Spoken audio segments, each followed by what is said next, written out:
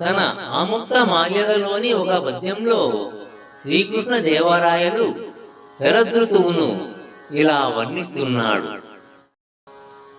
రాజమరాళలబ్ధగిరిరంధ్రము శాలివనీ శరావళీ వైజననంబు యజ్వహుతవాజహుతాళము భాస్వదిందిరాంభోజ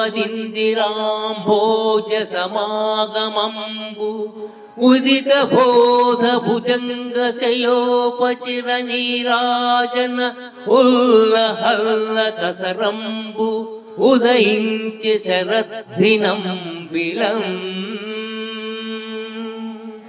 రాజమరాళలబ్ధగిరిరంధ్రము శాలివనీ శరావళీ వైజననంబు యజ్వహుతవాజహుతాళము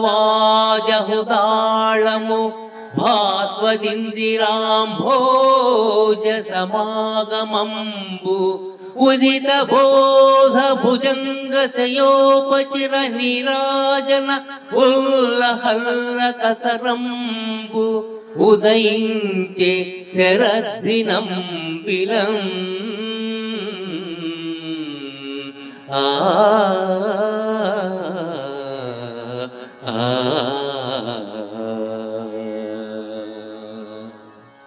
వర్షాకాలము ముగిసినది, శరదృతువు వచ్చినది. ఆకాశం నిర్మలమైపోయింది, వరి పొలాలు పుష్పించాయి. ప్రకృతి అంతా ప్రశాంతంగా అందంగా కనిపించింది. కృష్ణదేవరాయల వారి ఋతువర్ణనా వైభవానికి ఇది మంచి ఉదాహరణ.